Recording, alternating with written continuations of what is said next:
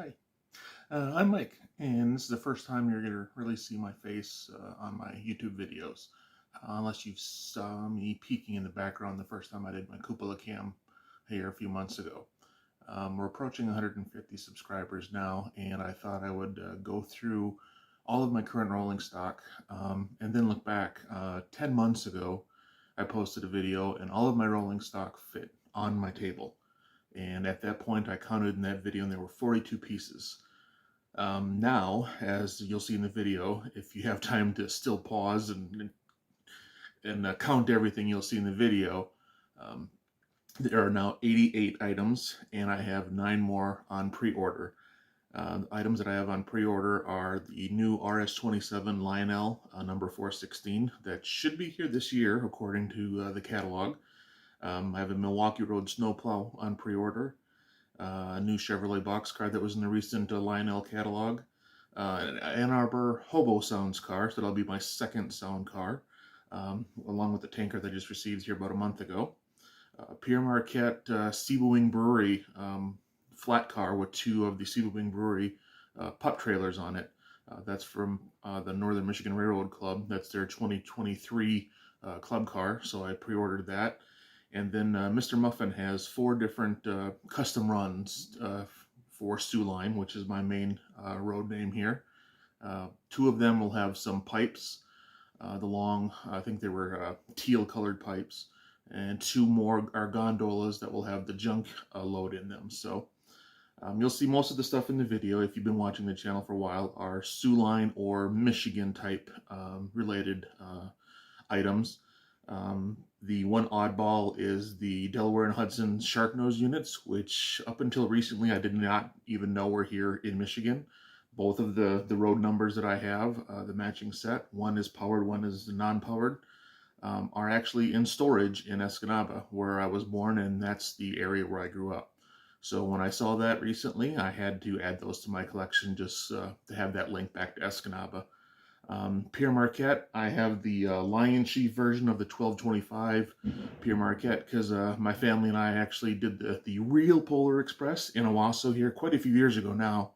The 1225 right now is under reconstruction. The running gear are off of the locomotive. If you follow the Michigan Steam Railroading Institute's Facebook and YouTube page, you'll see they're redoing the complete running gear of that locomotive right now. So although you can do the Polar Express excursions this year, you won't be able to see the 1225. They're going to use regular diesel engines that are part of their fleet up there in Owasso to do those excursions this year. So with 150 subscribers approaching here, I may publish this before I hit the 150 mark, because right after I did my 100 subscriber video, my membership shot up. I think one time was up to 160 and then dropped down quite a bit. So hopefully we'll be able to slowly keep that increase going.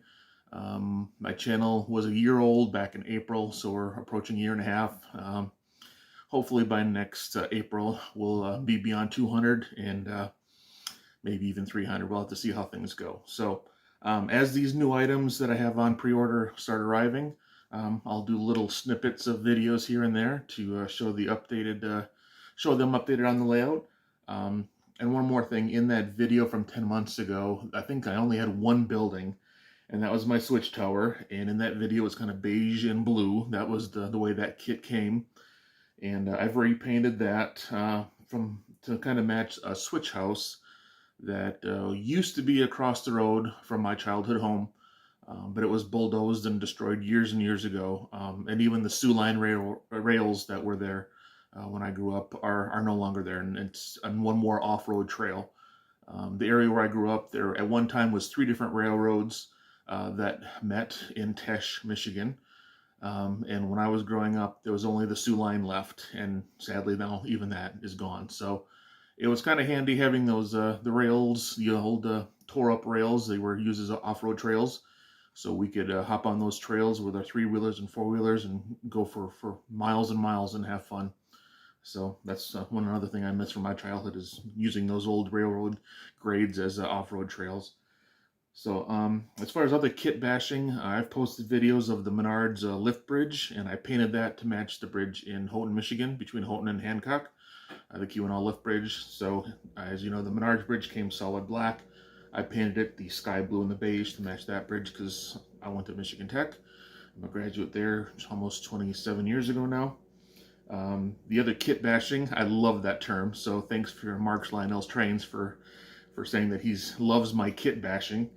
When I saw the Valley Motors, the Ford dealership from Menards, with my name of the YouTube channel and my layout being Tesh Valley, had to do a Tesh Valley Motors with my favorite brand Pontiac, and also kind of linked it with GMC. This is going back to the glory days before my employer killed Pontiac, so I had to do the Pontiac GMC dealership there. The Erickson Jewelers was a kit. My cousin, actually, that's modeled after his store. So the color, the canopy, the awnings, the lights on the front of it, that's all modeled to look as closely as I could to his store. And one of his best friends growing up had a barbershop. And unfortunately, he was killed in a car accident here quite a few years ago. So I wanted to put the Menards Halls of Handsome barbershop right next door to my cousin's jewelry store on the layout. As far as other kit bashing, I think that's all that I've basically mashed up so far. But there is one more thing I completely forgot. Sean's Lionel Trains and Things, saw his video here almost a year ago now, where he found Steven's hideout, that the treehouse, and he put that in his layout. And until I saw that video, I didn't even know that existed. So that was added to my favorites list on trains.com. Yes, trains with a Z. And it came up here just a couple months after I saw that video. So I bought that and added some greenery to that, and added a little LED light in there.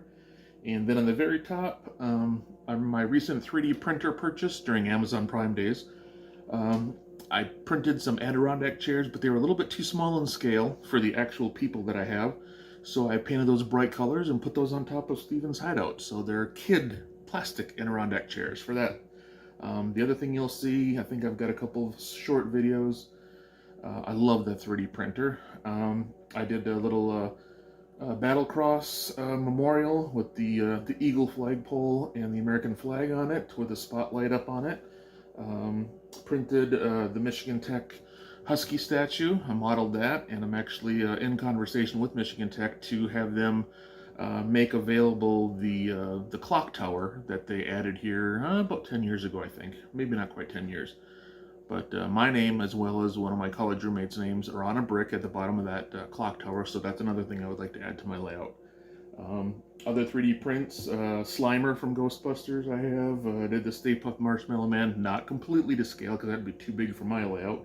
I don't have that much space. You'll see I printed a couple tents, and I printed an ET that's actually to scale, and then used the flickering red LED from Evan Designs to give him the glowing heart effect. It's kind of hard to see in the video unless I shut all the lights off, but that turned out pretty cool. My police car, I bought that way, the state police car with the lights on it. Evan Designs has the speaker that I hooked up to my rails as power to turn that on and off. Evan Designs is where I bought all the LEDs for the Batmobile that you'll see, with the flickering red for the jet engine on the back. And then Evan Designs also has the Ecto 1 kit. I bought the full package, although it was kind of tricky. I did not use 2 of the 4 headlights for the kit because I was running out of space with all the wires. You'll kind of see it's a jumble of wires, being in a 1/43rd scale car with all those lights. And then I've got the speaker set up separately right now. Eventually I'll hide the speaker somewhere and give the kids a little button to press so they can turn on the Ecto 1 siren. So I've got that in a video here you'll see shortly. Other than that, I used to buy lots of stuff from Mini Prints, a company in Canada that will he has got a website. He has like a special. He comes out every Friday with new items. I've got the eagles, I've got salmon, moose, bear. There's skunks all over the layout that I bought from him. A little cooler, the grills. I'm trying to think what else I bought from him. But yeah, you'll see stuff, 3D prints all over the layout. I do have the salmon. The only salmon on the layout now is in the eagle's talons. That's kind of on a little metal wire from the lift bridge. And then eventually when I do like an epoxy waterway, I'm going to put the salmon in there. You'll be able to see them through the epoxy. At least that's my plan. So big plans in the future. So hopefully you enjoy the 150 subscriber videos. I do have a couple videos from the Cupola Cam. That took me a little bit of extra time. Lionel's camera puts it into a format that my computer does not like very well, so I had to go through about 4 or 5 different online websites to do the ASF to MP4 conversion before I was able to get all the videos converted over so I can use them with the new video editing software that Jason from Jason's Zogage Trains suggested. That's been working out very well for me. I have yet to decide if I'm going to use the same 4 songs that my friend Ron Deno has given me and allowed me to use for background music.